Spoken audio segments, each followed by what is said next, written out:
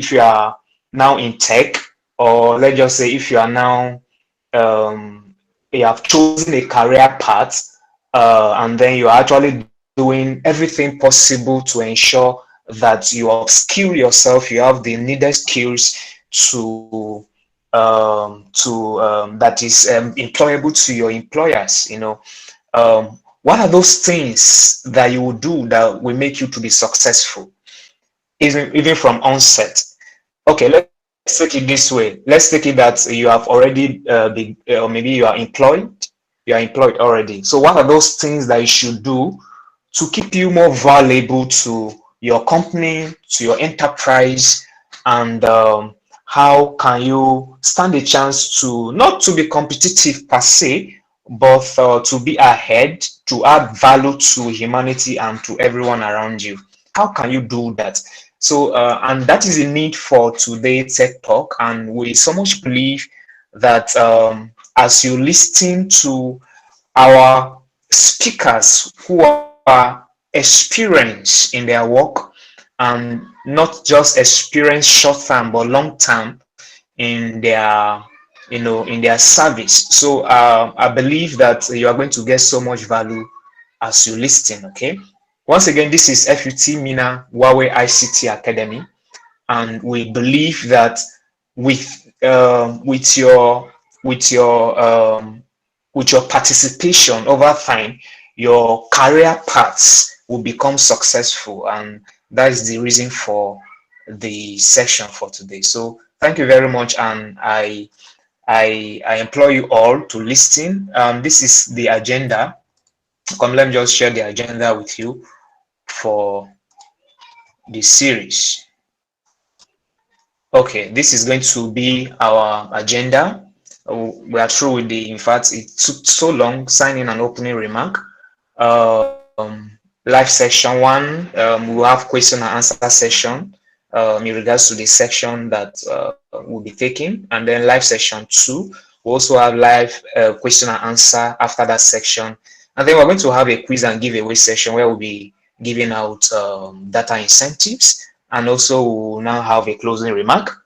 And the closing remark is going to be from our Huawei instructors, and also, of course, every other dignitaries that are present that we see is necessary. If we have the time, we'll give them the time to speak, because I happen to understand that we're also having instructors and also staff from other academics. So we are privileged to have you here. We'll welcome you once more. Let me not go into talking. So let's just dive into the main activity of the day. So we are going to be going into the live session one, and it's going to be anchored by Lydia. Lydia is the ICT ecosystem coordinator of the, we have the various regions of the ICT. So she's the coordinator of the South African talent ecosystem, and she's experienced. She has really been a manager. I call her a manager instead of a coordinator. She's one who have experience in all the activities that have to do with ICT in the regional level, and she will be taking us on the talk on the now, the future, and the you. So where do you stand to be? I believe after the ride you understand the topic. Okay, so thank you very much, as I give the space now for Lydia to come on board. Lydia, thank you very much for being here. We appreciate your presence, and sorry for the delay.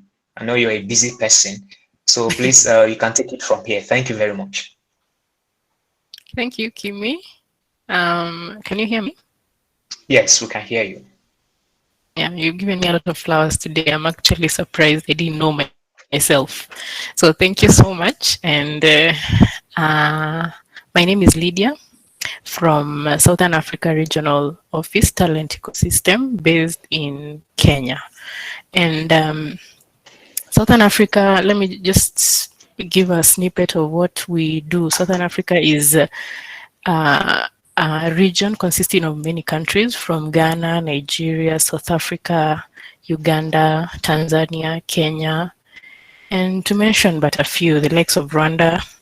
So we basically run the talent ecosystem in all these countries, and it has been a privilege working for Huawei ICT Academy. And from what I've seen around here in the office, I can try and shed some light on the IT and tech career industry and how it can help you now and in the future. So I don't know if I can share my screen. Sure.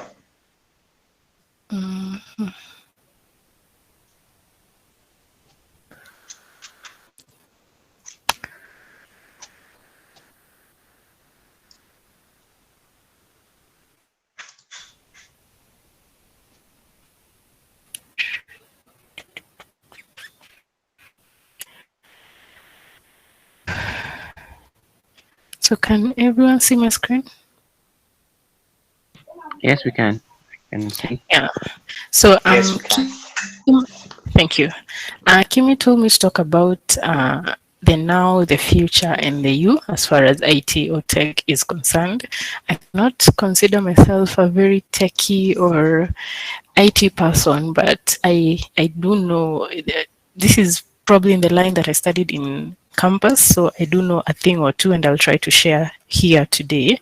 So the main aim is to expose the audience to you guys the current reality of the impact and richness of the IT tech industry, the future glory of this industry, and to help you to see the necessity to rightly position yourself for the benefits thereof. So once again, my name is Lydia from Southern Africa Talent Ecosystem Regional Office, and I hope we will engage in a very cooperative way. So I'll start with what is IT or the IT overview. From my understanding, what is IT? This is the use of computers, storage, and networking, and any other physical devices to process, manipulate, and majorly store data. So I believe most of you are probably in the engineering, science, or technology line or course of study. So you have probably come across information technology and you know a thing or two. So one thing about IT is this is the hallmark of the fifth industrial revolution, which mainly constitutes of smart integration between machines and humans. So for the fifth industrial revolution, for those who have been following what has been happening, we recently we recently left the fourth industrial revolution and we are slowly heading into the fifth industrial revolution, whereby IT will be, I can say, the main focus or main hallmark, because so many things will be depending on whether you know IT or not. So I'll try to give some differences between the fifth industrial revolution, which is the future, and the fourth industrial revolution, which is where we are coming from. So let me start with the past. So for the fourth industrial revolution, what it mainly focused on was bettering the human-human connection. And this is where we saw the evolution of WhatsApp, the evolution of Facebook, things like Instagram, to make the world sort of a small global village, such that I can communicate very easily with someone from Nigeria, someone from Australia, United States of America, very easily just by a click on my phone. And I think that is what the fourth industrial revolution was able to achieve, and it did that, and it did do that very well, and it connected people and people. So what the fifth industrial revolution will come to do is to connect the things and things, people and things, and people and people. Everything around us will be connected, and this is one of the main aims of the of Huawei as a company, is to bring digital to every home, company, and organization for a fully connected and intelligent ecosystem. Everything will be connected from your phone to your doors in your homes to your the simple basic things will be all connected into something we call the Internet of Things. So this is the fifth industrial revolution, and we will see more of upcoming things like machines, human robot collaboration. So this is the future, and it is waiting for you to explore it to the best of your ability. So IT in its essence has four elements. It's divided into four elements. There's the information security, because as far as IT is concerned, this is the, as we say, the manipulation and the processing of data. So a lot of data is passed through the web every single second. We need that data to be secure. So information security, network management, computer technical support, these constitutes of mainly those people who open up and close up, I believe, open up and close up screws on the computers. So we'll also need such IT guys, because computers will be basically our daily life. And the fourth one is business software development. These are the ones who develop and come up with the apps we use in our daily lives. So I can mention some of the IT experts, some of the I call them the IT gurus whose inventions have shook the world. These are the legends of our time. We have Elon Musk, who we all know, I suppose. He's very vocal on Twitter. And he's the founder and CEO of the SpaceX and Tesla. These are some of the IT gurus who sat down, thought about an idea, and actualized it.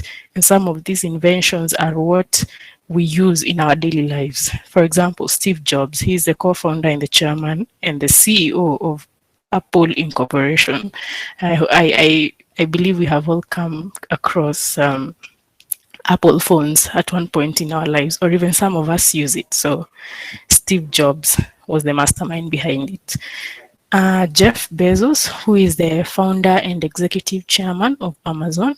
We all have come across Amazon, the retail, the online purchasing, and also Jack Ma, the founder and former executive chairman of Alibaba Group. So these are people who came up with an idea and actualized it using heavy IT knowledge, which you're learning right now. So let's see the applications of IT in today's world. IT is very broad, and I think in the near future, every department or organization will need a lot of IT personnel. For example, in the science and engineering, telecommunications company like in Huawei, for example, heavily depend on IT for their daily functions, such as network management, manufacturing end devices, etc. So you'll find that I can tell you for sure now, in my experience being in Huawei, every single department needs an IT personnel, from human resource all the way to manufacturing of devices to basic management of the office. They all need IT.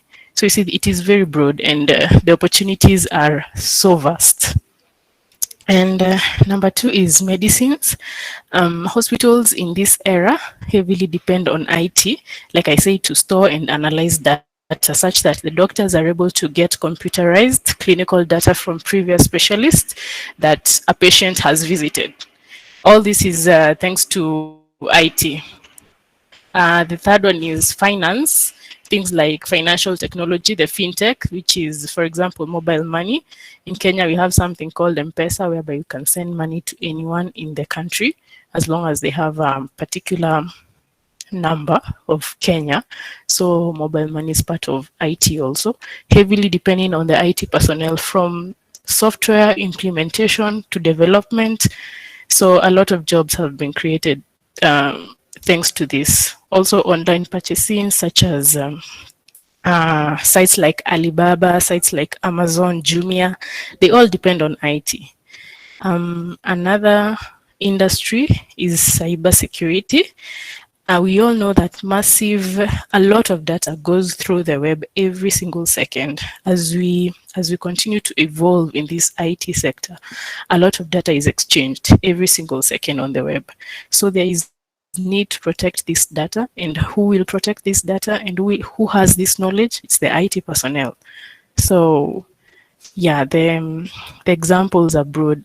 To human resource pooling, you see nowadays in employment, sending CVs via emails has become a bit, I can say, outdated, yeah, because most companies have I don't know whether you've seen it in Nigeria, but most companies have this career section in their website where if you want to apply for a job in that company, you you feed in your information in that career website, and they can filter it to their wants and needs, therefore making recruitment easier.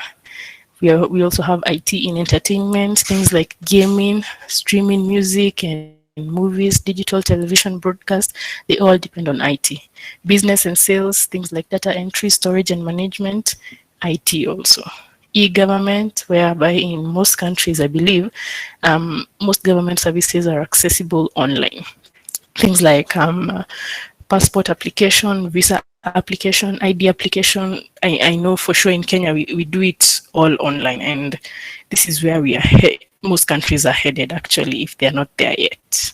So you see, this is to mention but a few. Most industries are heavily depending on IT, and I tend to believe that if you tilt your career in a very marketable way, there's no way you're not going to have a job in the future. So here is the more the demand, the more the supply is needed.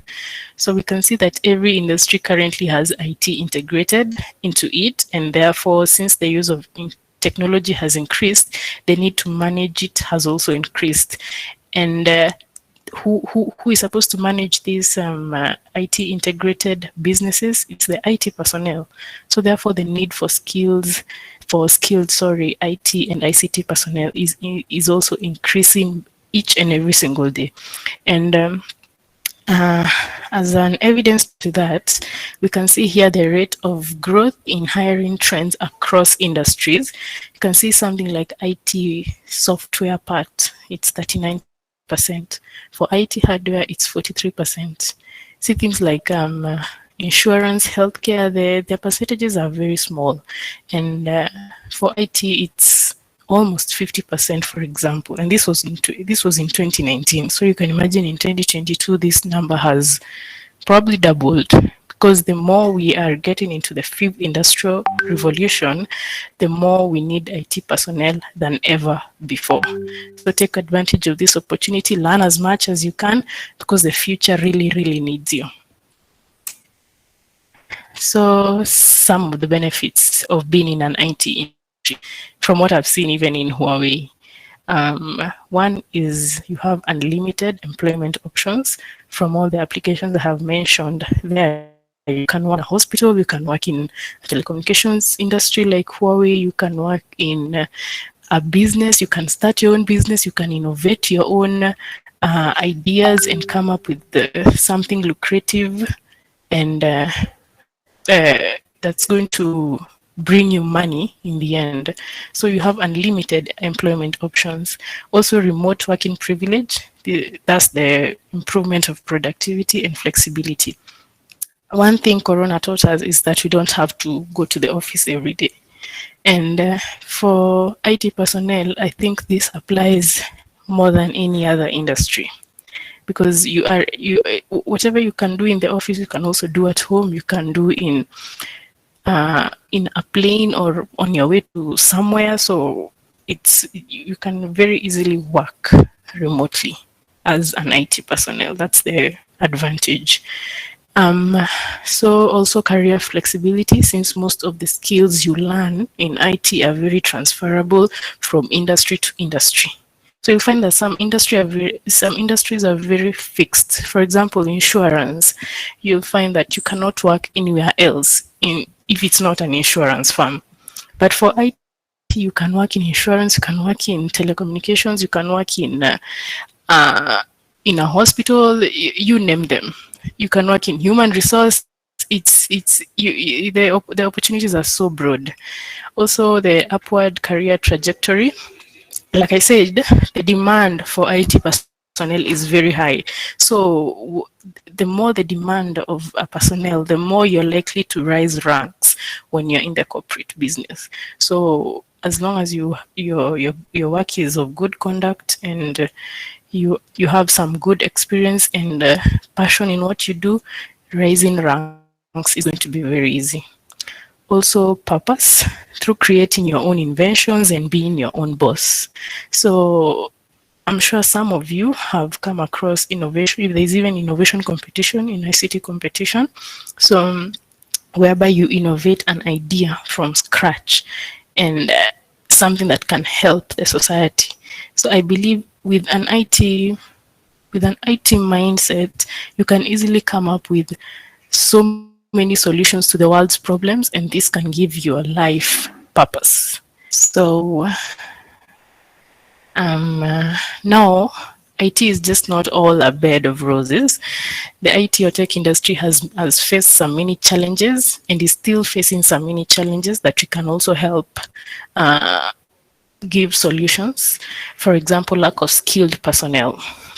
Lack of skilled personnel because I don't know whether the world did not know where it's going to be now, but most of the skills that were learned in the past are not really applicable in the world we live right now because technology has advanced so much. So I guess the solution to this is never stop learning. You as a student, always endeavor to acquire a new skill, especially those in line with the current trends.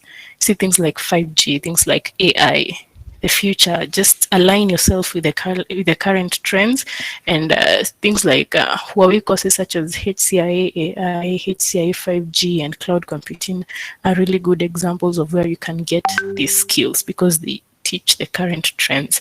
The syllabus is updated as the technology advances. So if you take these courses, you're going to be at an advantageous position. Also, the global ICT competition too will also help you in becoming this skilled personnel that is very marketable out there. For another challenge is an irrelevant school curriculum. We've all heard of the story of half-baked graduates. I don't know whether it's happening in Nigeria, but I've heard it in Kenya a lot, whereby those the graduates that are coming from the universities, you hear employers saying that they're not very skilled in what we need. They're not very skilled in the current technology. I don't know whether you've heard of the phrase, whatever you learn in school, you'll almost never apply it in life.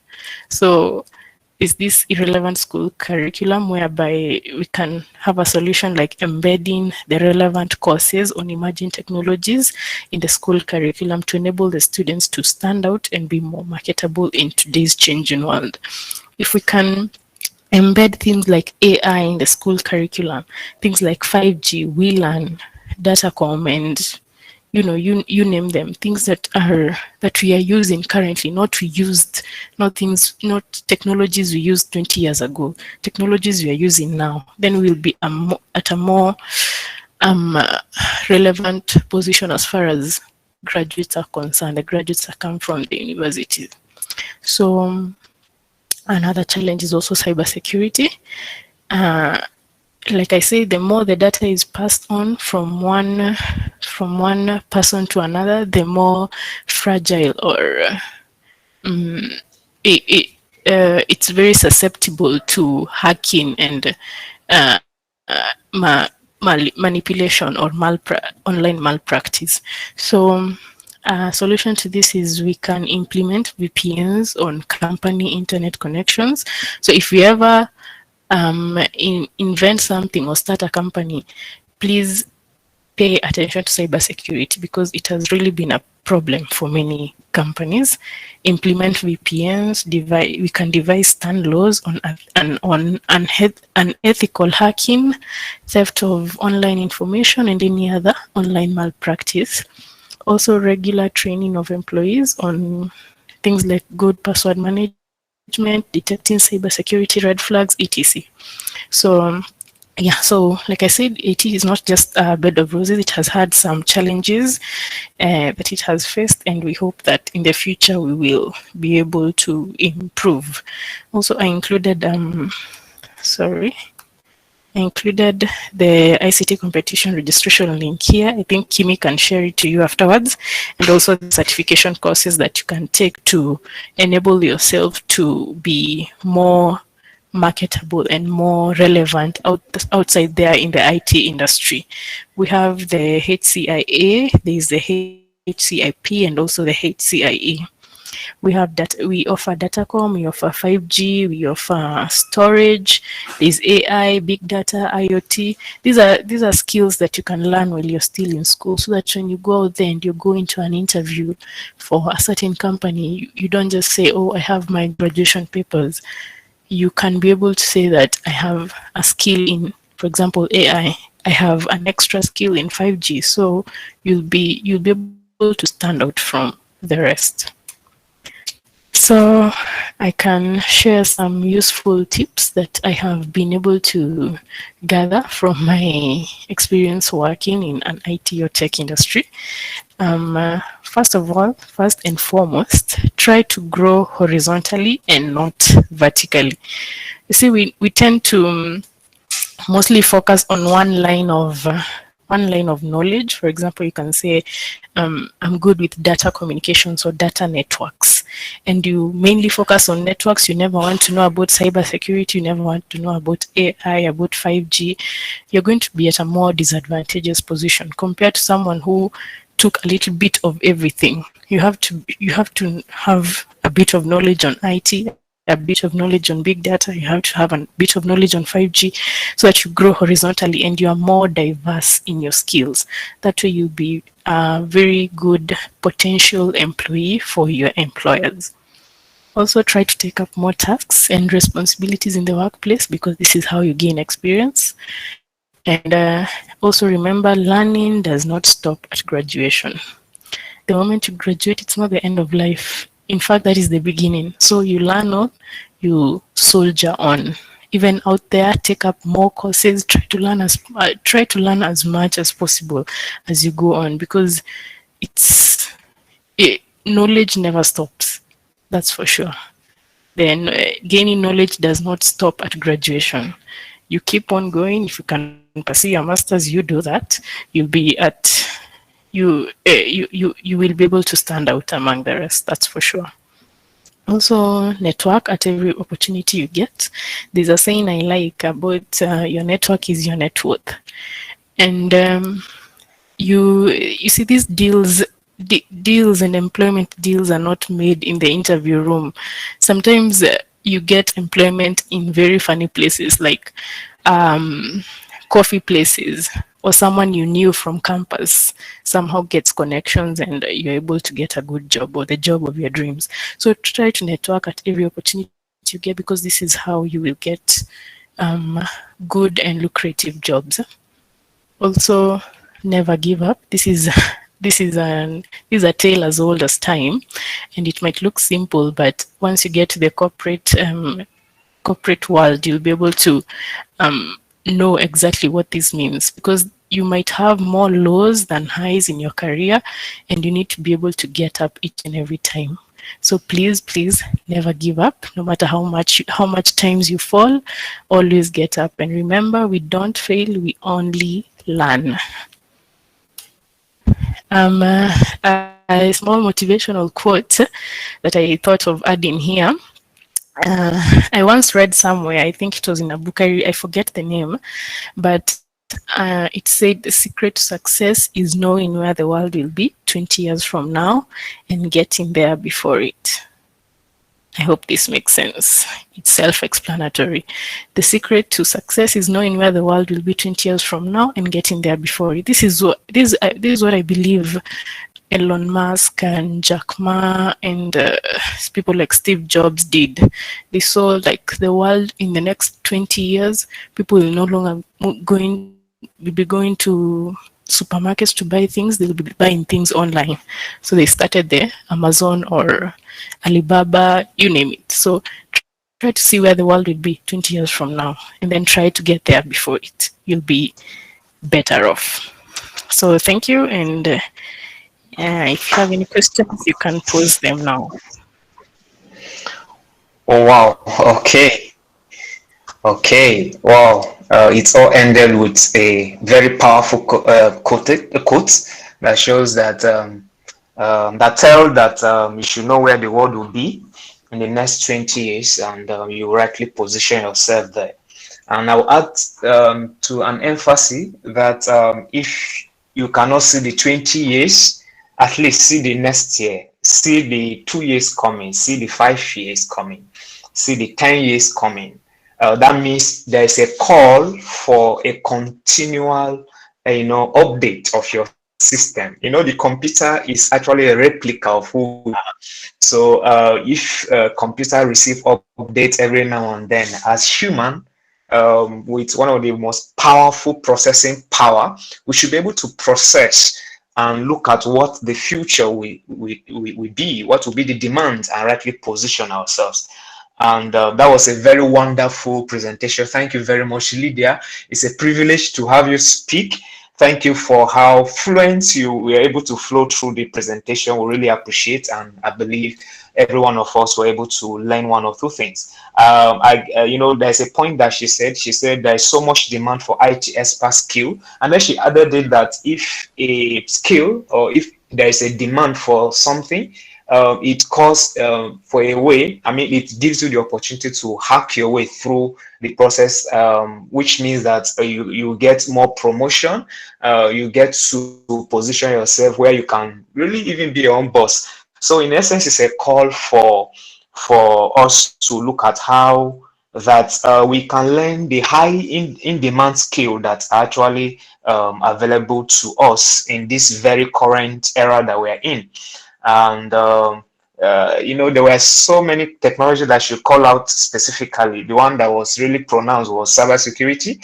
Please, I don't know whether it's only me that heard it. So there's a call, though it's not like it's only the one, but there's so much demand. And she started it that if you want to start a company, you should pay attention to that. Security is core.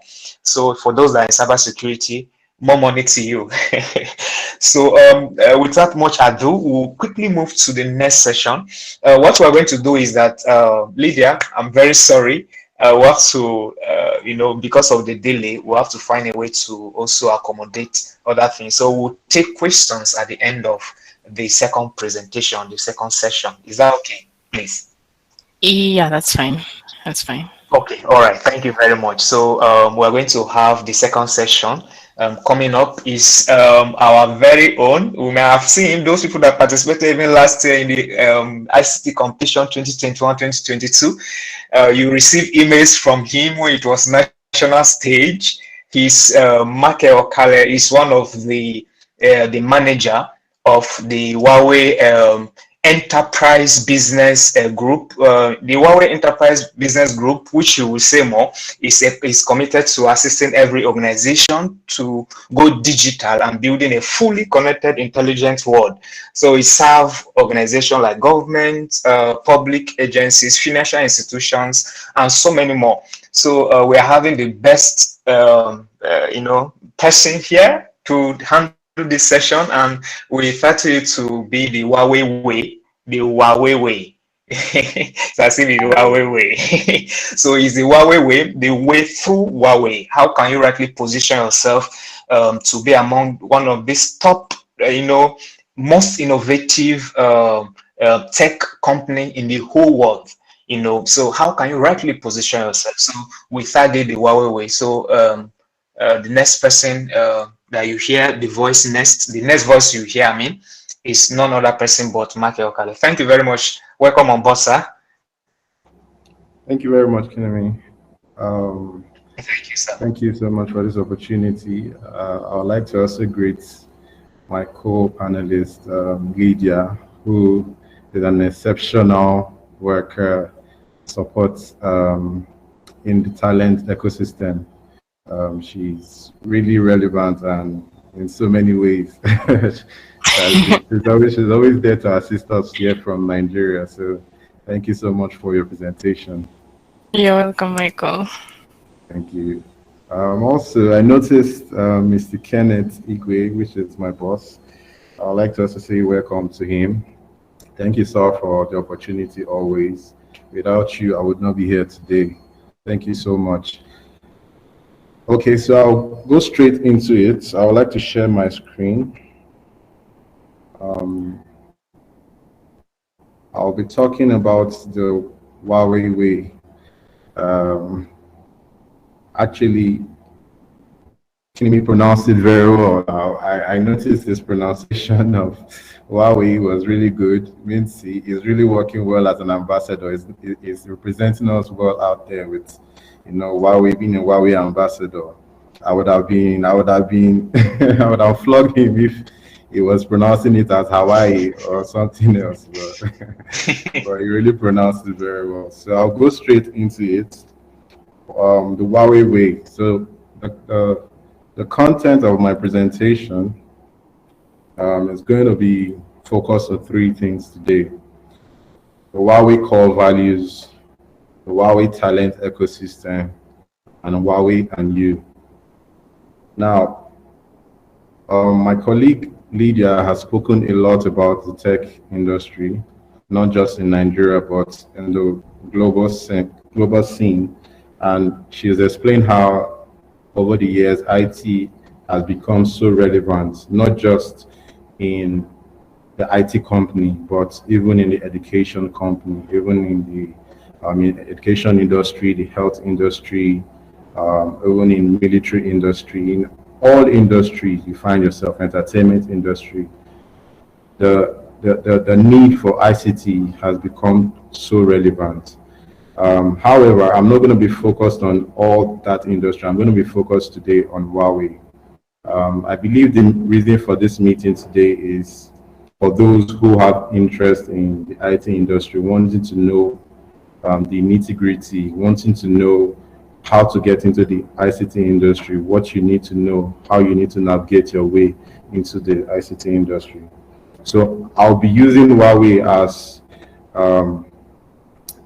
the example, let me use that word, for you to understand what the IT industry looks like and how you can get yourself into it. So I'll start with Huawei. So the first topic is the Huawei core values. One of it for Huawei is the integrity. Now, this is for the company as a whole and even as an individual working in Huawei. For the company as a whole, integrity is one of Huawei's most valuable assets. It drives Huawei to behave honestly and respect customers in every way they operate in. So Huawei wants to always ensure that in all that they do, they are shining lights wherever they find themselves, either in Nigeria, either in South Africa, in Kenya. That the name Huawei, when you hear it, is not just a name you hear, but you hear it and then you think about positive contribution. So integrity is one of the core values Huawei stands on. It's very important to Huawei in the sense that nobody wants to do business with you if you do not have integrity. I believe everybody will agree with me. Now, going from the company level now to its staff level, to you who wants to come into Huawei, integrity is also very important. You coming into Huawei, do you have a good name? Do you have a good reputation? I thank my boss once again for the opportunity I've gotten here in Huawei. I've been able to find myself working in so many roles, and one of the roles I found myself is also in terms of, there was an event, for example, where I went to Now University, and they had a career fair, so to say, and during the career fair, we had the opportunity to interview some students there. Now, integrity here says when you come there and you tell us, oh, you've done this, you've done that. If we do decide to do a follow-up on you and say, okay, I would like to speak to where you IT or where you have worked before, and they do a follow-up, would you have a good reputation there? Would they say good things about you? Would they say, oh, you were hardworking, you put in so much work, you had a good reputation and all that?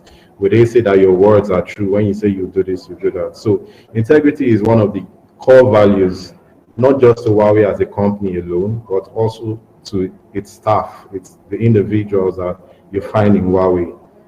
You find people with good reputations, people who keep to their words, people who are timely, who value customer relationships, because these are let me use the word soft skills, or rather soft um, requirements that are needed even when you work in the IT industry. I wouldn't like to spend too much time on that. I would like to go to the next one, which is customer-centric.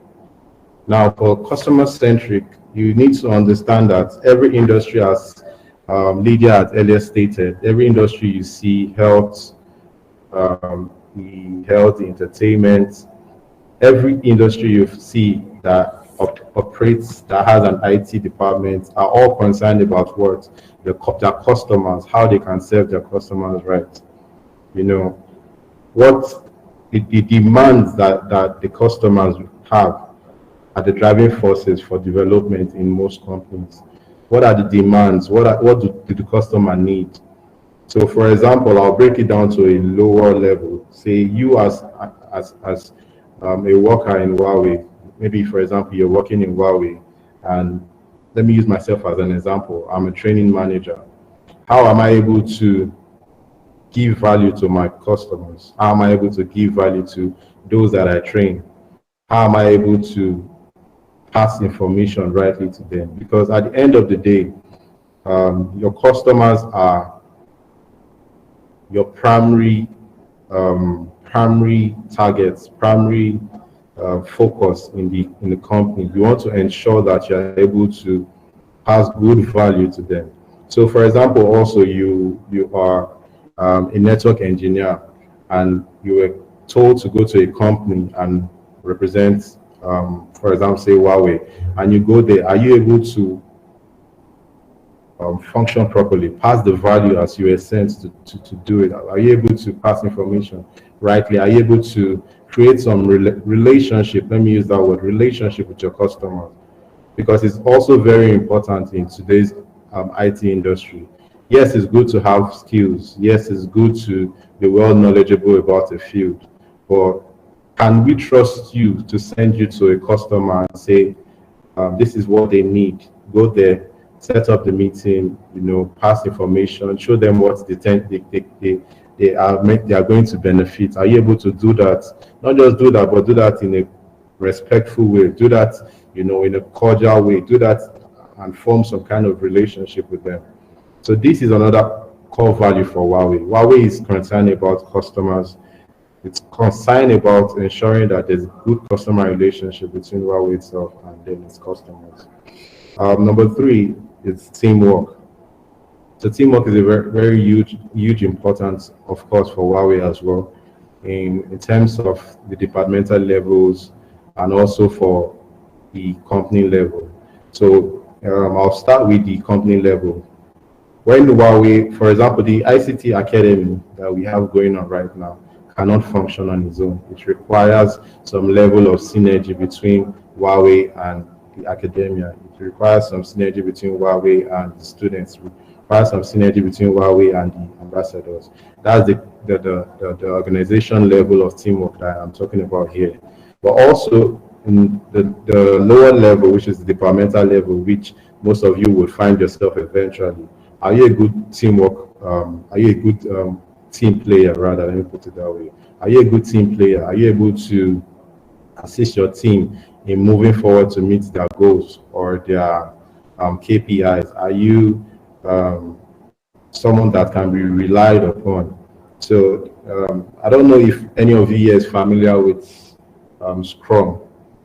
Scrum is like it's a project management course, and one of the things it teaches is teamwork, and for you to be a part of the team, it's expected that you can be independent to work on your own.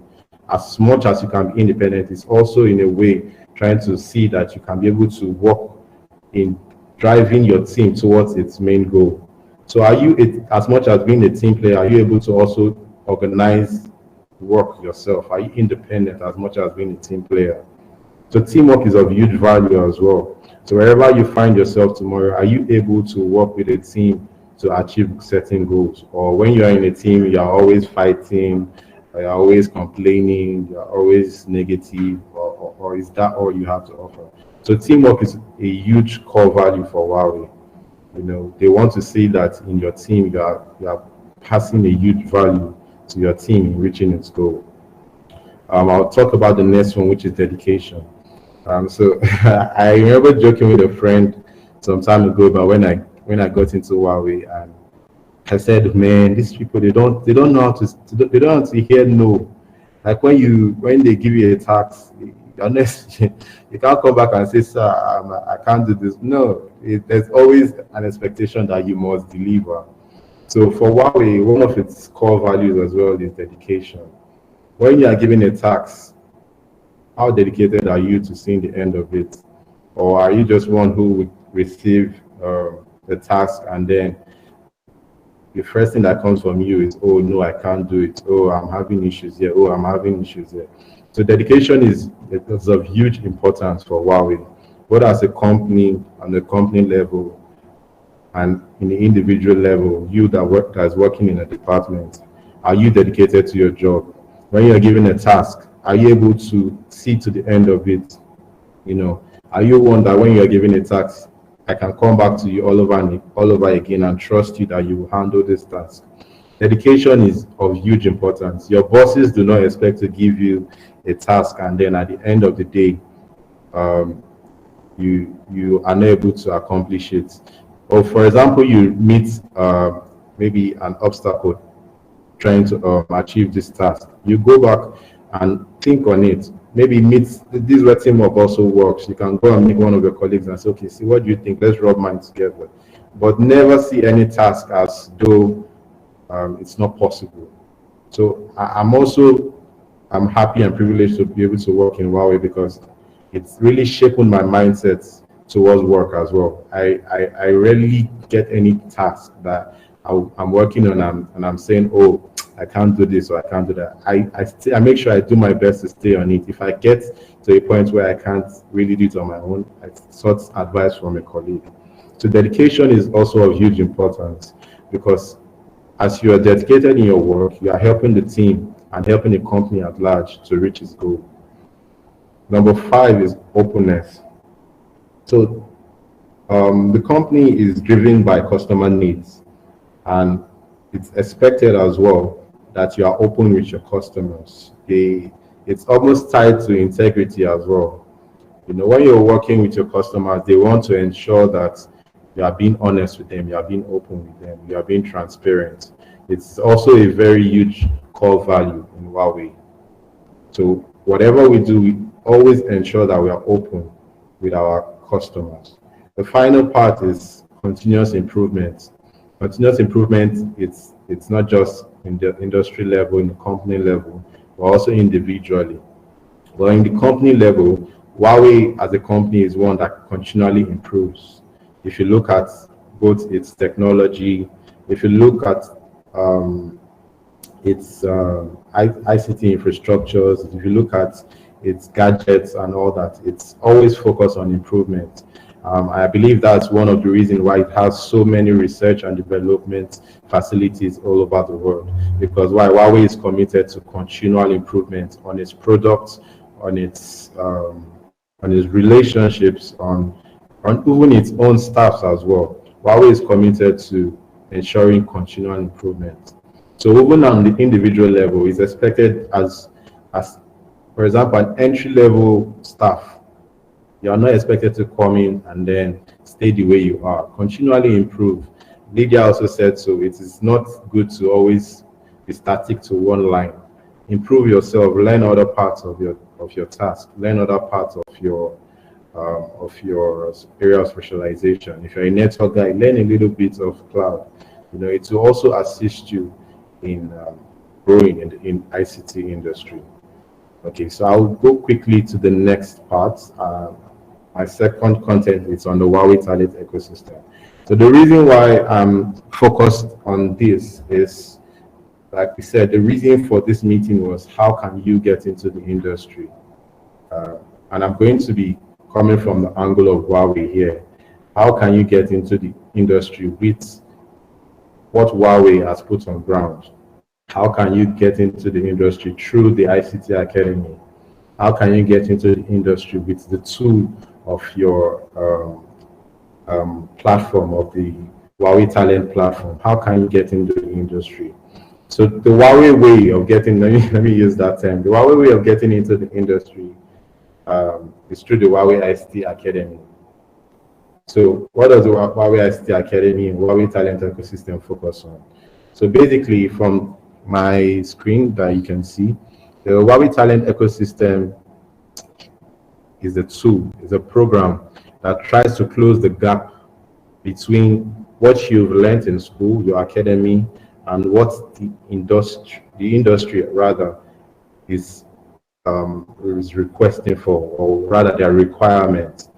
So I think everyone already has come to the understanding that your BSc, your OND, whatever it is you have after your first degree is no longer sufficient getting into the industry.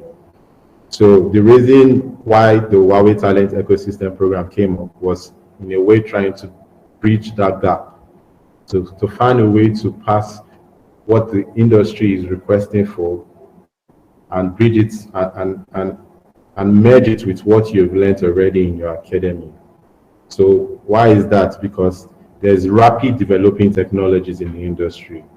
There's a shortage of qualified ICT professionals. Like Lydia said, there are a lot of people coming out of the academies, coming out of schools that, they are not completely baked. They are not well knowledgeable about what is even going on in the industry. I mean, when you tell them things about the industry, for example, networking, you're talking about routers and switches. Some of them have never ever seen it. Some never even know what it means or how to connect it. And there's really no time. Like I already said, if you remember my previous slide when I was discussing about teamwork, there's really no time for you as an individual coming out of school to be taught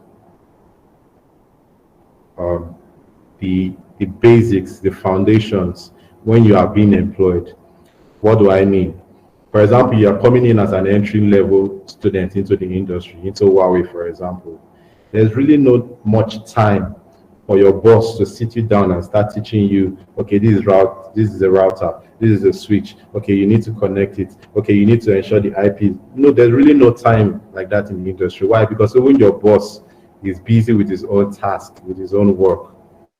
So how can you help yourself now while you're in school to close that gap? Learn the foundations, learn the most important things that the industry is looking for. It is through the Huawei Talent Ecosystem, rather through the Huawei ICT Academy, you can learn this. It assists you for those lack of experience that you already, or rather you have at the moment. And it also gives you employable skills.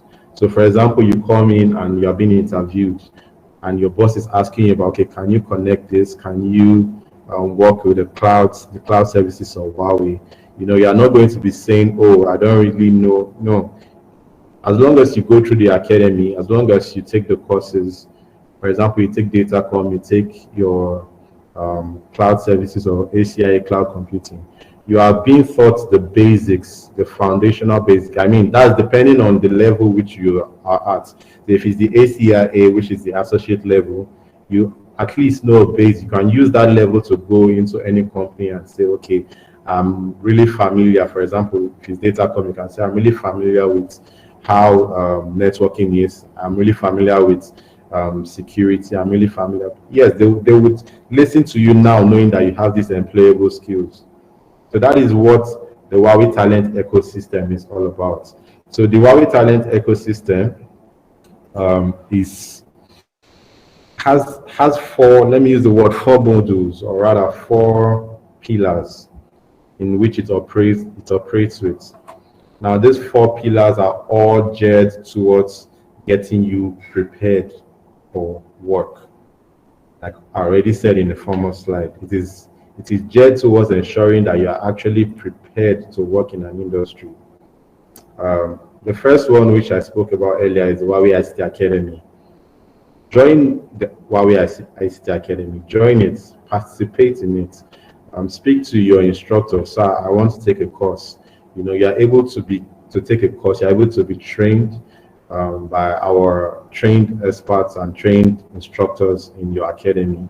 They're able to put you through the basics, the foundational basics that the industry is in need of. And they're also able to teach you, they're able to guide you, they're able to also, tell you those parts where, because that's the importance of an instructor, the parts where you're lacking, they are there to guide you on, okay, this is where you should read up on, this is where you should not read up on. The Huawei ICT Academy, when you go through it, you are able to be issued what we call the training completion certificate at the moment. And after that, if you want to take the exam and your instructor sees that you are very serious, he is also able to apply for the exam vouchers for you. Although at the moment it's really not available, but if you're really serious, I'm sure the instructor is able to put in word for you. So the Huawei ICT Academy trains you basically, it satisfies you to say that, oh, this person has actually gone through certain trainings, industry level trainings, and he can actually work in your industry. Then we have the Huawei ICT competition, one which I think most of us here are familiar with. The Huawei ICT competition is a platform where you've gone through, for example, the ICT Academy, and you are familiar with Datacom, you're familiar with majority of these things that the industry, the ICT industry is requesting for, rather. During the Huawei ICT competition, you get to showcase those skills that you've learned.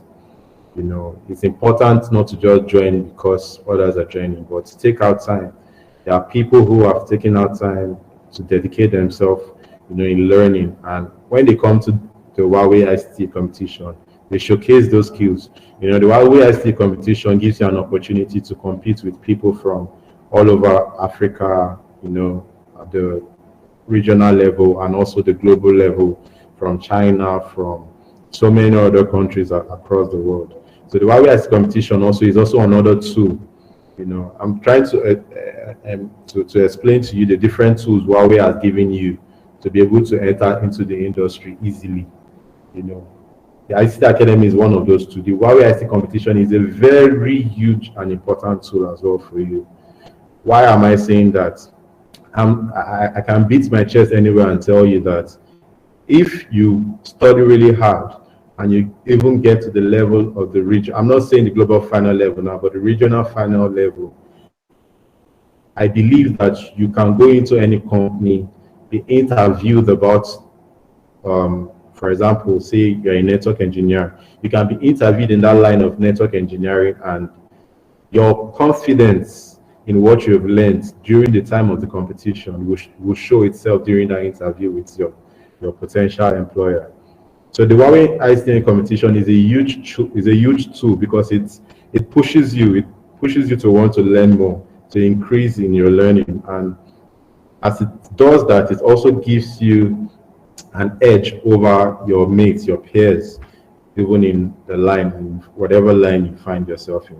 So the Huawei ICT competition is another huge tool for you to be able to showcase your skill, and also when you're done with school, you're able to showcase what you've learned to potential employers. Now we have the Seeds for the Future program. It's one as well. If you are committed to the Huawei ICT Academy, you would hear about, and if you are an exceptional member of the ICT Academy, definitely when we call for nominees for the program, the name will always come out. It will come out because your instructor is fully aware of what is going on, and he knows exceptional students that are part of his academy. The final one is the Huawei ICT Job Fair. So Huawei Talent Ecosystem is not just one focused on trainings, focused on competition, focused on you while you're in school. It's also focused on finding a way to place you in a place where you'll be relevant. So the Seed for the Future program is one that you get it. Sorry, I have to go back because I realized I didn't really speak on it. It's a program where you get the opportunity to travel to China, and it's like a cultural exchange program where you get to meet people from different academies all over the world, from China, from different parts of the world, actually, from our different academies. And then, you get to rub minds, they get to inform you about what they do, you get to learn about, Huawei, you get the opportunity to even visit the Huawei company in China. Basically, all in a bid to motivate you, to expose you to technology, to expose you to like minds, to expose you to benefits that await you, so that when you come back, you are fully motivated, you're fully aware about where you are fully aware about the ICT industry, you're fully aware about where you want to be in the next couple of years. Okay, so the final part is the Huawei ICT job fair. So the Huawei talent ecosystem is a 360 system where you start from the ICT the ICT Academy. If you are in the ICT Academy, you get the opportunity to do the Huawei ICT competition, to participate in it. If you are opportune, you get the opportunity to go for the seat for the future program, which are all while you are in school. Okay, but the Huawei ICT job fair is the complete phase or the complete cycle of the Huawei talent ecosystem, where once you come out of school, you are given the opportunity to meet with companies. We had one just last month, August 3rd, in Abuja here, where we had a lot of companies over, I think, over 200 opportunities were at that job fair. Opportunities for network engineers, for cloud engineers, for those who are even into programming, for project managers, for account managers. So the ICT job fair is the last part where, okay, you've learned, you've gone through the competition, you have gone for the future program. Now you're out of school and you want to get into the industry. I believe this is the part where most of you are concerned. You want to get into the industry. So this is that medium Huawei has put in place for you to easily get into the industry. But don't forget, it depends on your commitments while you were in school. It depends on what you learned. It depends on how you participated in the competition, for example, and how far you were dedicated to get to the finals. The job fair gives you that opportunity to now meet with potential employers. In the last one, we had so many tech industry players at the job fair here in Abuja. We had even Huawei was looking out for talents, people that really knew what the ICT industry is demanding of. So this is one major opportunity where you get to showcase your skills you have learned in school to potential employers. So just a summary of all this that has been said, it's important that while you are in school, because I believe this program is geared for FET MENA students, so it's important that while you are in school now, take advantage of the opportunities. Kinemi is one of the most passionate ambassadors we have at the moment, and he's someone that I'm not trying to make his head blow or make him feel overly happy or anything, but you can tell from his commitment to the academy, from his commitment to taking courses, to the competition, and to such an amazing program like this, you can tell that his future is going to be bright because he is committed. He has a plan for himself, and coming out of school and all that, he would have a future awaiting him. Employers are looking for people who are committed, people who are dedicated to what they do, and it shows also in your certifications at the end of the day. So why am I saying all this? It's important that now that you're in school, that you're taking advantage of these many opportunities so that when you come out, you can easily, because believe me, there are people who easily get into the industry, and there are people who get to struggle. That when they are done with school, that's when they start taking certifications, that's when they start trying to meet up with the needs and the demands. But while you're in school now is the perfect time, so that many of you through your NYC programs, you can just easily go to a company and say, oh, I've learned this, I have this skill, I have this certification, I really like to do my NYC here. Or it's your internship, you go to a company and say, I've learned this, I've learned that. It will be so easy when you're not coming out of school for you to just go into the industry, because there'll be people, there'll be companies looking for you, believe me. One thing I've learned about the tech industry is that there are opportunities. There are opportunities, but those opportunities are waiting for those who are ready for them, who are prepared for them. Okay, I think my final slide is, I think I've already said some of the tips already, but just to summarize everything that has been said, the IT industry is really explosive. It's something that, I was speaking to someone the other day, and we came to realize that one thing about the IT industry, it's not one of those industries that you would say, oh, for example, let me use our country, Nigeria. At some point, there was oil boom. So, everybody wanted to study petroleum engineering, so that they can work for NNPC, they can work for PPRA, the big companies, the big oil companies in Nigeria. But, after some time, we saw what happened. There was a decline in the level of finances coming from that sector, declining level of employment from that industry and all that. But for the IT industry, as long as there are new innovations, or rather new industry players coming up in the entertainment field, as long as health wants to grow, the health industry wants to grow, it requires technology to do so. That is technology is the future. It's not something that is going to dwindle anytime soon. Technology is always going to be here with us, and it's left for you, like Lydia has said already, to be able to position yourself for the development you see. A lot of you are already hearing about cloud services. A lot of you are hearing about networking. Try and put your ears down. One thing I've learned about people who actually made it, became successful in life, was more than just saying, I want to learn, I want to learn. They put their ears down. They studied to see what was coming in the future, what was the plan for the future, and they're able to find themselves in those positions. It happens as well even in the stock industry, not the finance industry, rather. Those who want to invest in stock, what do? They go and look for those companies that are relevant. They look for those companies that are innovative, those companies that have huge plans for the future, and then they take their finances and then they invest in those companies. Same thing for you.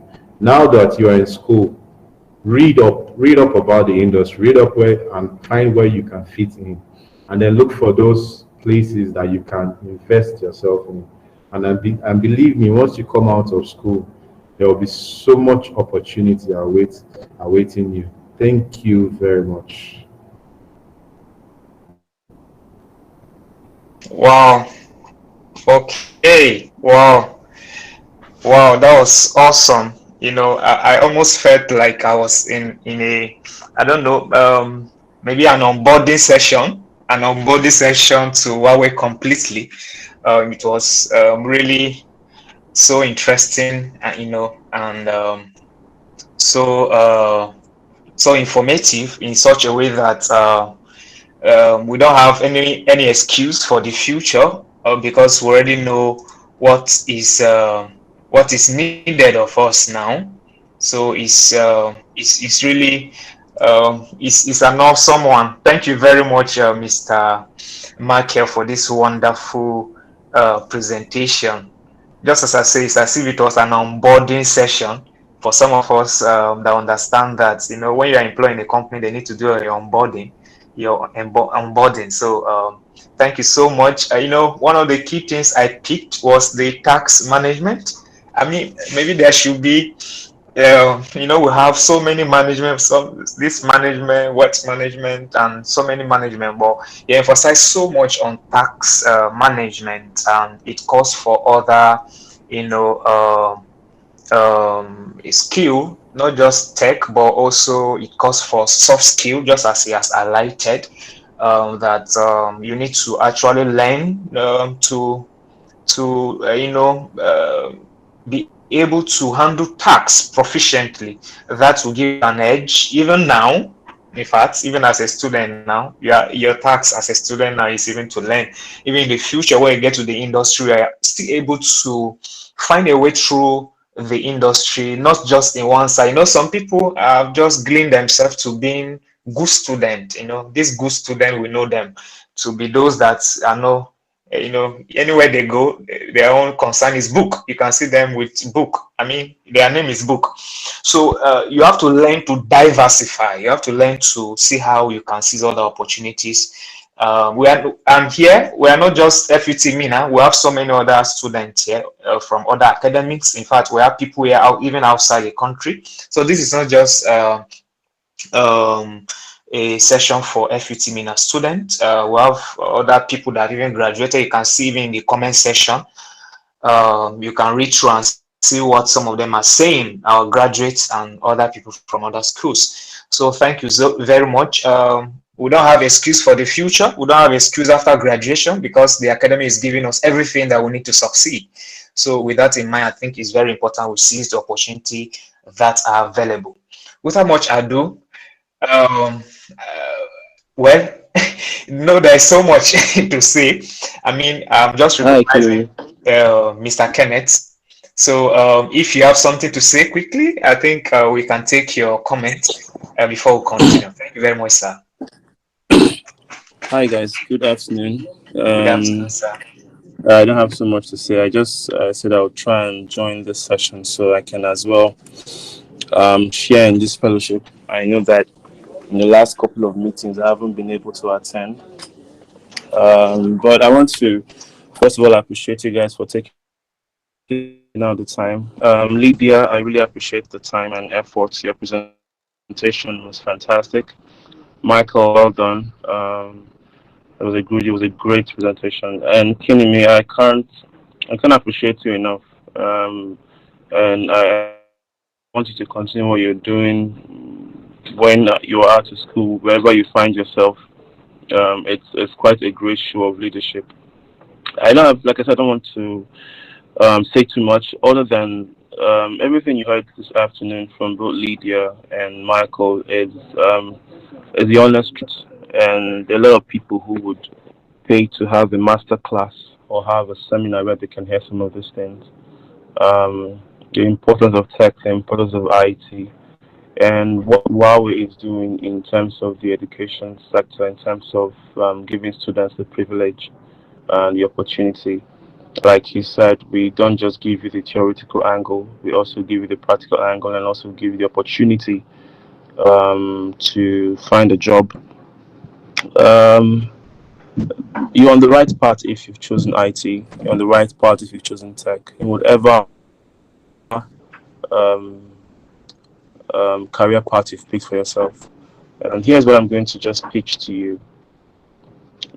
Every industry, be it the tech industry, be it the entertainment industry, hospitality industry, healthcare, the security sector, every sector right now is embracing technology, is embracing IT.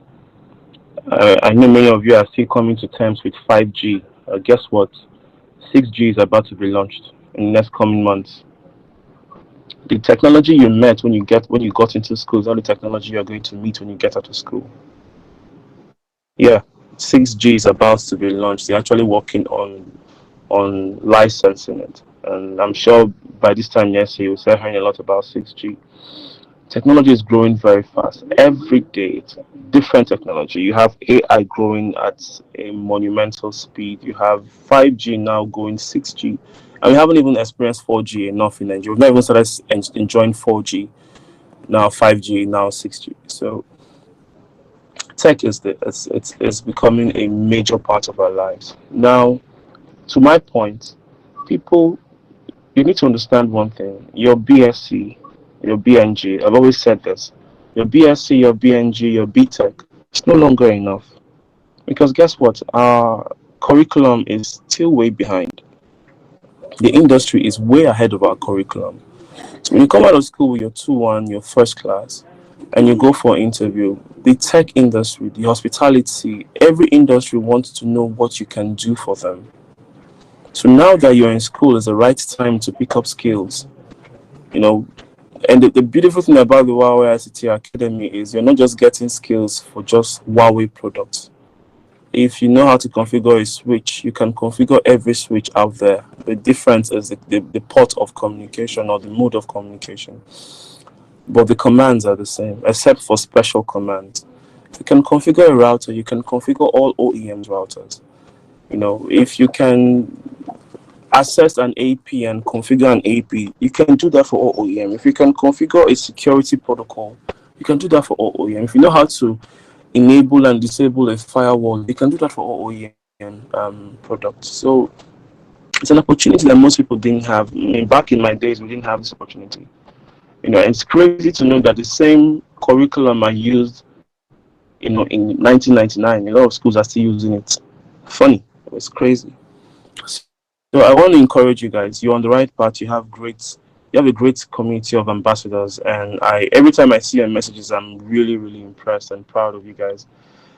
Being an ambassador is a great ticket because look, guess what? Someone like Kinemi, for example, when Kinemi is ready to go for his NYSC, one thing I can assure him, and he knows, if he doesn't know, he should know by now, is he can write to either Huawei Abuja or Huawei Lagos and say, introduce himself. He will be given a place for his NYSC in Huawei. Because he's not just an ambassador, he's also someone who has embraced the Huawei ICT Academy and has enriched himself a lot with these technologies and the knowledge. And that's what every ambassador should be focusing on. Being an ambassador is a great thing. Learning the technology is another thing. So when you step out from school and you write to Huawei and say, look, I was an ambassador from this school, I have this certificate and this certificate, there's no reason why you will not come on board. So I really want to encourage you guys. You're doing a great job, and I look forward to having more conversations like this. So thank you very much, Kinemi, Michael, Lydia, and everybody who took our time to attend this webinar. It's been an amazing one for me. Thank you, guys. Have a great one. Well, thank you very much for your words of wisdom, Mr. Kenneth. Mr. Kenneth is actually our boss. It's our boss, and I won't go into details because we don't have much time. In fact, I was even considering after market section, I forgot to mention that, you know, if you compile the information that we have gotten, if you listen to the voice note again, I mean, the recording from Lydia session to market section, I think we can even write a 32-page book that will be sold and people, you know, buy it, because it's unleashing informations that, though it seems as if they're available on plain sight, but we are missing it every now and then. So my encouragement to us, please, let's just take this in. We will share this again. We are going to share, it's being recorded.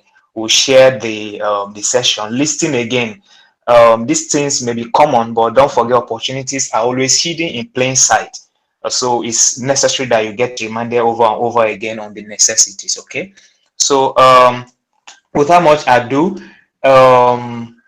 please, do you have questions? Let me go over the chat section. Do you have questions so that we can jump into question and answer before we go into the quiz session mixed with and lastly, the closing remark from our instructors and maybe possibly, yes, from our instructors. So do you have any question? I'm just saying my reservation about this is scarcity of place. That is from Peter Idoko. To intend, you can learn theory, watch YouTube as much as possible, but all this can replace practical. Yeah, of course. If I get you correct, it's more or less a contribution, even as much as it's also emphasizing the need for the question of practical knowledge. And I think to the good side, as it stands now, our academy have one of the best tools that you can learn from. We have devices that were given to us thanks to Huawei. And those devices are not just mere devices for practice, under the academy, but they are enterprise level devices that we are going to henceforth be using for our training. So I will encourage you, as you are coming back from this strike, it's really going to be awesome, because we will be doing hands-on and no longer on ENSP and like that, or how the training has been for some of you that are part of the academy. It's going to be really on hands-on, and our instructors have been working, and we appreciate them for making the place for our training available and much comfortable. At your return, you will get to have you see the place, and it will be better. Okay, I'm just seeing contributions here. I mean, points of notes. I'm not seeing any question. If you have question, please, can you? Okay, I'm seeing one here from Chuku. Mr. Okele was something about instructor. Say something about we as ambassador. How do we get instructors? How do we get instructors? Okay, Chuku. I think you can ask that question in our main group, and we'll be able to resolve that. Okay, about how do you get to be instructors? I mean, is that what you mean? How do you get to be an instructor? If that is it, please let us know. How do one switch from? Okay, now there's a question here. How do one switch from one tech space to the other? Possibly one not related to the previous one, like from network engineering to sales or HR.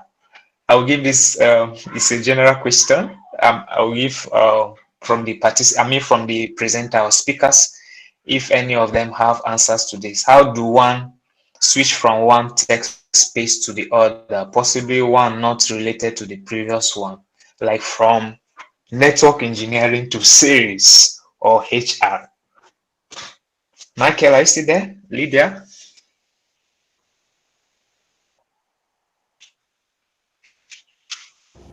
Yes, I'm here. Okay.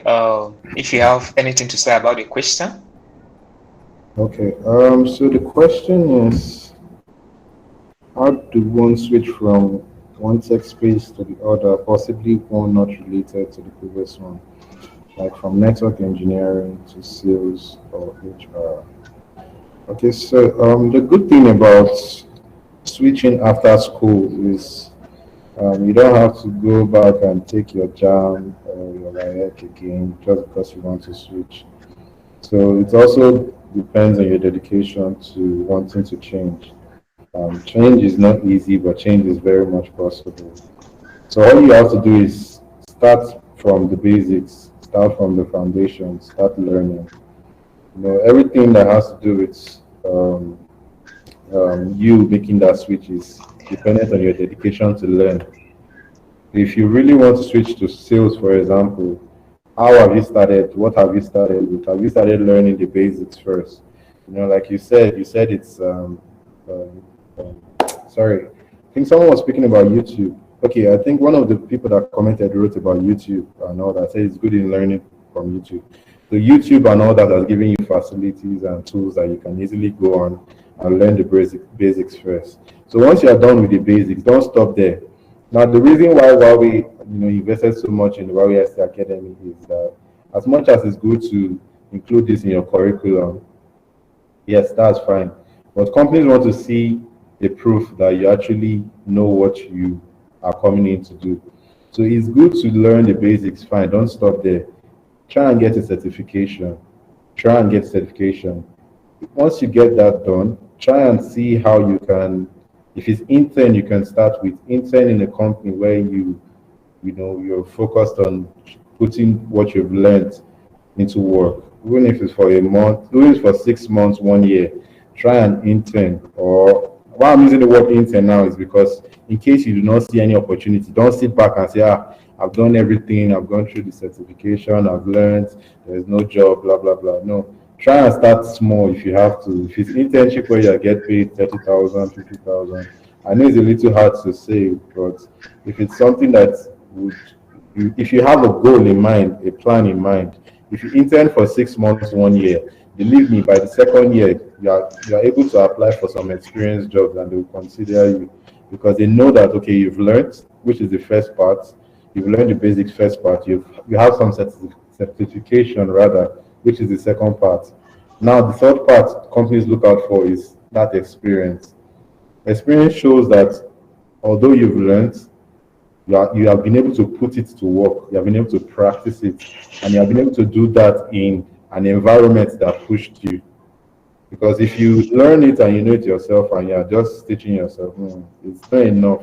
Companies want to see that you put it to work in a company, because they know that if you worked in a company, you've had to do it the right way. You've had to be pushed. You have to be stressed. And as long as you've done that, they'll be able to trust you to say, okay, yeah, we'll give you opportunity. So I don't know if that answers your question. Okay, thank you very much. That was elaborate enough. In case if the question was not answered, you can let us know. There is another question here about availability of vouchers. About the unavailability of vouchers, I would like to know what the probability of getting a voucher is and the cost. Nice to Mr. Michael. Okay. So for the vouchers, at the moment, vouchers are not readily available. But like I said, something, if you really want to take the exam at the moment, because I'm sure you're already aware that the vouchers are free for students in the campus. So if you want to take the exam, you want to get a voucher from your academy, best thing is go through the training first. Show some level of dedication, show some level of work. Try to pass your mock test, your instructor's test. And once you've done that, speak to your instructor to put in a word for you to get one. And then we will be able to get you one. Because it's not readily available. So we only, at the moment, issue it to those who are the instructors come to us and say, okay, this person was very, very committed. Please, can we get him one? And you've gone through the mock. He saw you passed your mock. He saw you pass the exam, the instructor's exam. So if you are given a voucher, it will not be wasted. Then it will be given to you after the email has been sent from him to us. Then secondly, if you want to pay for it, you can go on the platform. I think it's straightforward. You require to pay some amount. Some vouchers are $90, some are $120, some are as high as $200. So I don't know if that answers your question as well. Okay, I think Mr. Ibikunle, IBK, I think that answers your question, right? So if you go on the platform, there is also the option, aside that as a student, you have access to get this voucher for free. You know, as from this strike, we have created a study group. That is one thing that we have tried to do for the academy, where we have students that are studying on the platform. And we're also gearing it towards the competition. So emphasis more will be on the group. I don't have to emphasize that here because of time, but for some of you, most of you that are here already know that we have study groups for the competition. We have the Huawei, group, So, but the necessity is that please, as much as we know we are students, let's just know what we are doing. All this information, they are not really new, but it's just that sometimes we miss them. So please, just be more active on the group. And I will be dropping the link here shortly for the group and every other important link as we progress. So thank you very much. Let me see, is there any other question? Yes. How can an academic student that are certified but miss job fair join Huawei as an undergraduate intern in Lagos or Abuja? Those that miss the job fair. Before Mr. Marcus say anything, just to comment on this, I think just as you saw the ecosystem of the talent of Huawei is that majorly, though there is opportunity for graduate intern for students at the job fair, but majorly the focus is, of course, for the graduate students. But of course, I will allow Mr. Market to comment as an undergraduate. Is it possible to get an entry as an intern in Lagos or Abuja, or if you are not coming from the job fair? Okay, so So for an undergraduate, first of all, the job fair, of course, most of the companies that came for the job fair here in Abuja were not all looking for graduates. A lot of them also were looking for undergraduates for internship, and some were looking for graduate interns as well. So that is one of the mediums for you if you want to join Huawei. You can come into Huawei as an intern from school through the job fair. The second means, now this second means is there's a huge assurance that you can come into Huawei from this means. It is the Huawei IST competition. If you go through the Huawei IST competition and you pass preliminary stage, you pass the national stage, you pass the regional stage, and you get to the global final stage, you will be considered for internship in Huawei.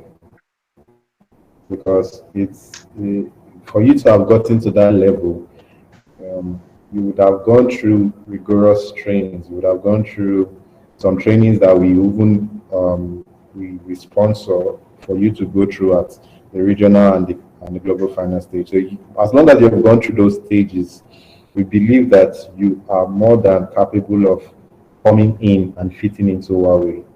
Remember what I said earlier, companies are not just looking for, okay, a student is motivated and he wants to work for them. We want people that will come in and fit in exceptionally well. So as long as you've gone through those stages of the competition and you've gotten to the global final stage, believe me, there will be opportunities waiting for you. Not just in Huawei, but in companies outside of Huawei. So, for example, there was a guy that got an opportunity after the competition, worked here in Nigeria, and then a company in Ghana found a way to reach out to him, and they found a way to reach out to him. That after the competition, he became sought after. He came into Huawei, and then after he came into Huawei, the company from Ghana found a way to reach out to him, and they spoke to him about salary, blah blah blah blah. Now Nigerians we like money, so that's how they were able to find him a good salary, improved wages, and all that, and he was able to leave from Nigeria to Ghana to work there. So why am I saying all that? Is that if you go through the different stages and as far as global level, you will become sought after from different companies as well. So even asking for opportunity for an internship would be like an easy yes to you to come into Huawei. So you have the job fair, you have the competition. The third way is through your ambassador role.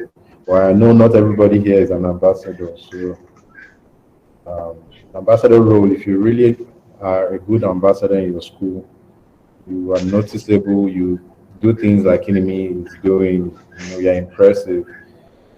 Definitely working as an intern or doing your NYC would be All right. Thank you very much for that elaborated answers. So we'll just move quickly. There are some other questions here. If you study the courses very well, do you have 100% passing the ICT competition?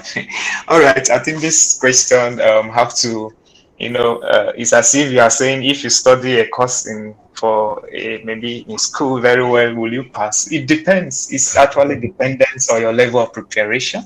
So you have to follow the preparation. Have to also be guided by the exam outline, and there are so many other components that makes up what it means by 100 and what it means by study well. So your study well have to be guided, and if you follow those guidelines, the exam outline, your preparation, your own personal preparation, your teamwork preparation, and every other thing that is required, you should be able to make it to the global finals. So it's in stages, just as has been stated, from preliminaries to nationals to regional and then to the global, and all of them have their own weights of the courses that you need to take and every other thing. I think after this, we are going to be having a series of meetings to emphasize more on the Huawei competition. But of course, if you follow the outline, everything that is required, you should be able to pass. So another one here, Mr. Make mentioned that the Huawei certification voucher are currently not available. I would like to know more about how one can go about getting certified. I think that has been answered already. Is there certificate for completing a course on the ILNAS? Of course, there is. There is a certificate of course completion certificate. So immediately you finish any course, if you have taken the mock exam, when you study the course on the ILNAS, you take the mock exam, you will get the certificate sent to your mail. If you pass, you have 3 trials for the exams there. If you pass the exam, you'll be given the certificate that you can use to show that you have completed the course. So the next that you can do is to, just as have been stated, how you cannot get the certification voucher. Are there any software development role / track in the Huawei, or is it all solely network related? Are there any software development role and track in Huawei? Mr. Michael, just this one. Okay. Okay, software development role. So for I'm seeing track, so I'm assuming you're talking about the competition.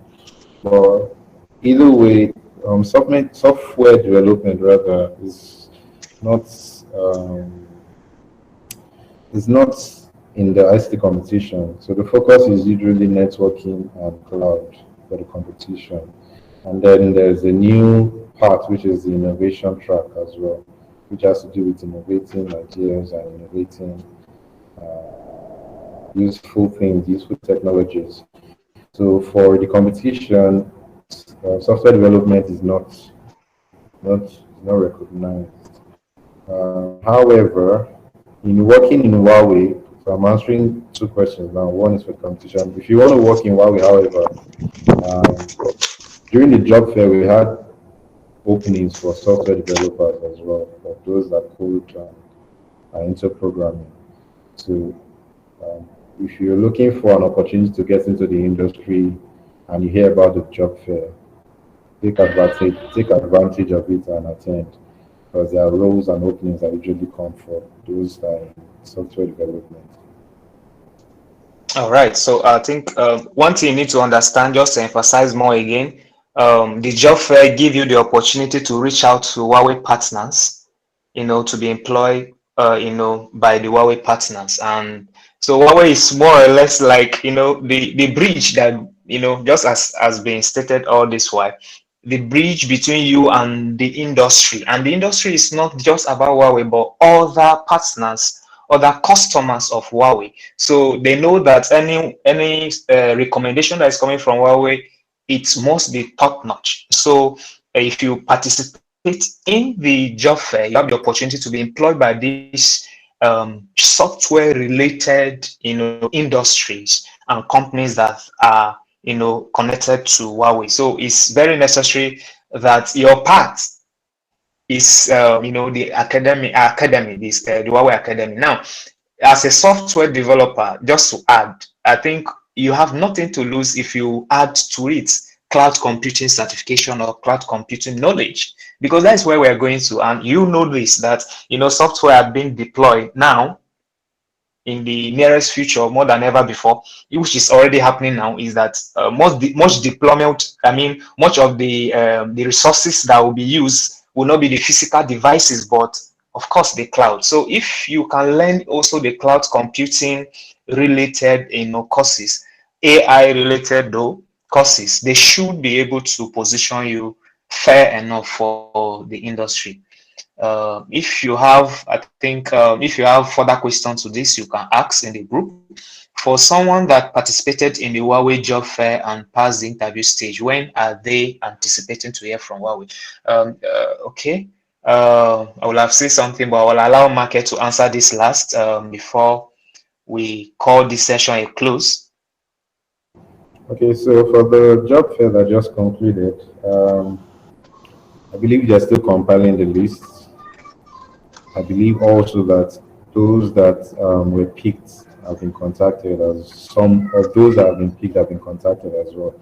So it's one of two things: either after you pass the interview stage, because you need to understand during the job fair, you had the opportunity to showcase yourself.